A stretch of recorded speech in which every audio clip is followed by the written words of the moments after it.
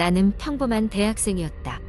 서울 외곽에 위치한 대학에 다니고 있었고 기숙사보다는 저렴한 월세를 위해 학교 근처에 있는 낡은 오피스텔에 살고 있었다.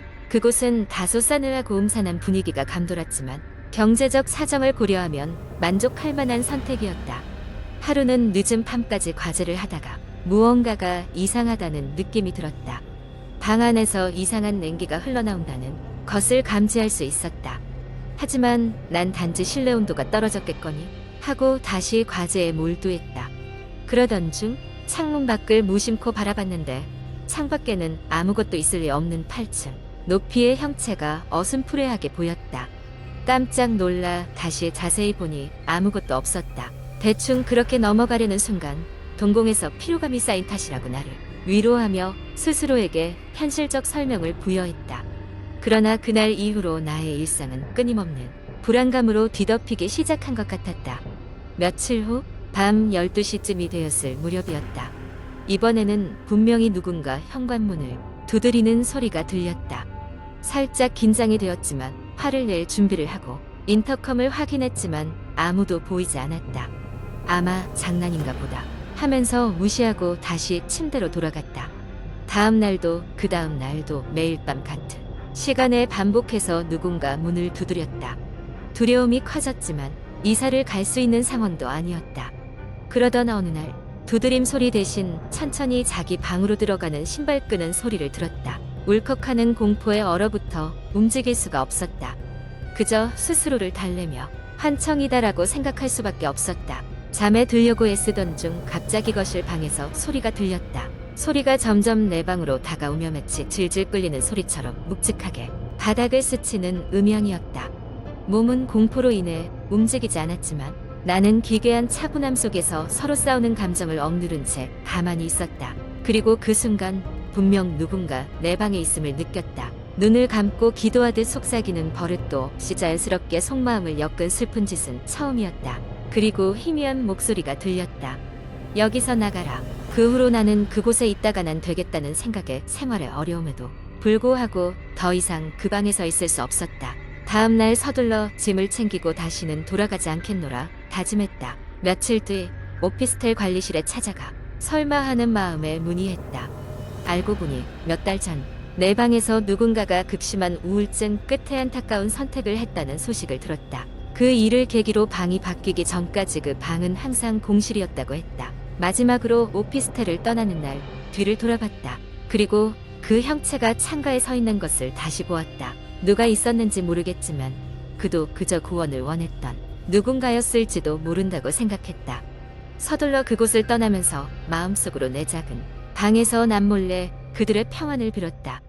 그 후로 몇 년이 지난 척하고 나는 새로운 곳에서 평범한 나날들을 보내고 있다. 하지만 가끔씩 12시 즈음이면 그 이상한 느낌이 다시금 엄습해온다. 그리고 나는 창문을 바라보지 않으려 최대한 피하며 다른 생각에 잠기려 한다.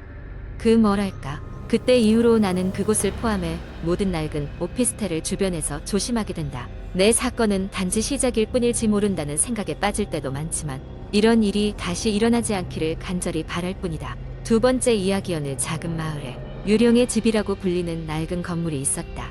이 집은 오래전부터 주민들 사이에서 공포의 대상이었다. 이유는 예전 이 집에 살던 가족이 하나둘씩 사라진 이후로 그 누구도 집에 들어가 살려고 하지 않았기 때문이었다. 이야기로 전해지는 바에 따르면 그 가족은 집에서 이상한 소리를 듣기 시작했고 시간이 지나면서 그 소리는 점점 더 괴이하고 구체적으로 바뀌었다. 어느 날 가족 중 한 명이 사라졌고 그 후로 집안 사람들은 하나둘 자취를 감췄다. 이 집이 유명해지면서 호기심 많은 학생들은 그 집을 방문하여 밤을 보내면 집에서 무슨 일이 일어나는지 알아보기로 했다. 그중 가장 용감한 5명의 학생이 모여 있었다. 그들은 집 안에 들어가기로 결심하고 저녁이 되어 집 앞에 모이기로 했다. 그날 밤 비가 부슬부슬 내렸고 학생들은 우산을 쓰고 집 앞에 모였다. 낡고 어두운 집은 멀리서도 오싹한 분위기를 자아냈다. 학생들이 집 안으로 들어간 순간 어두운 그림자가 그들을 맞이했다. 허름한 벽지와 낡은 가구들이 어른거리는 조명에 조용히 매달려 있었다.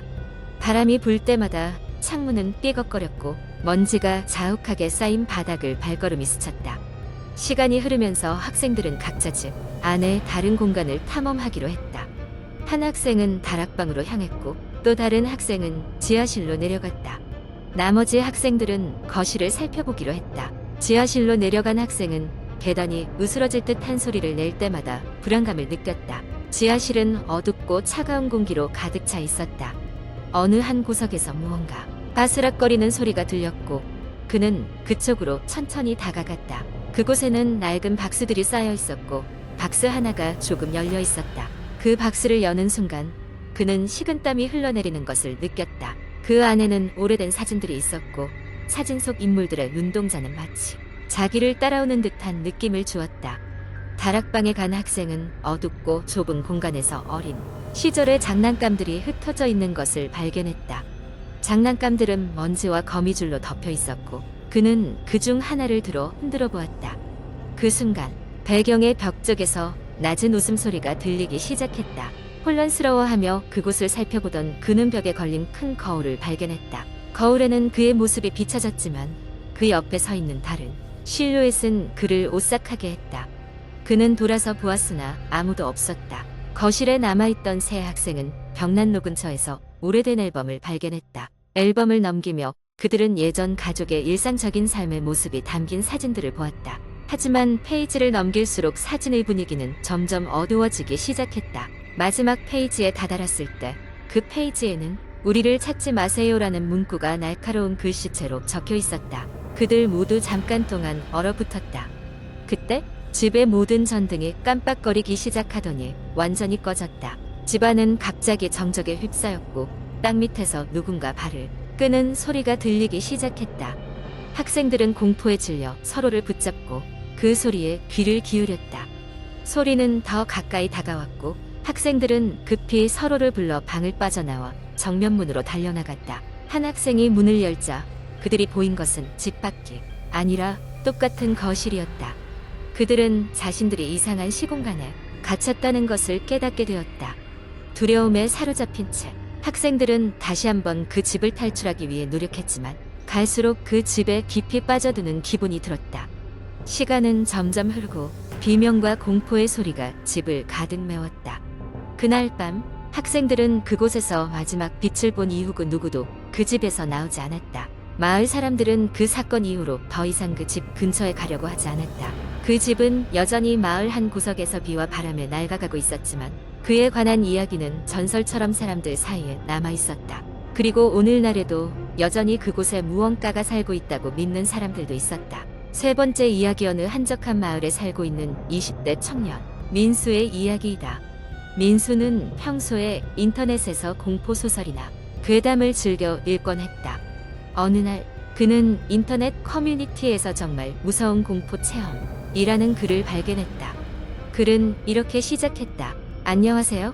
저는 몇 년 전 정말 끔찍한 경험을 했습니다. 그 경험을 지금 이 자리에서 여러분과 나누고자 합니다. 믿기지 않는 분도 있겠지만 모두 제 실제 경험입니다. 민수는 평소와 다름없이 호기심에 사로잡혀 글을 읽기 시작했다. 글쓴이는 친구들과 함께 오래된 폐가를 탐험하게 된 이야기를 들려주고 있었다. 그 폐가는 마을에서 꽤나 유명한 유령의 집으로 들어가면 절대로 살아나오지 못한다는 소문이 돌았다.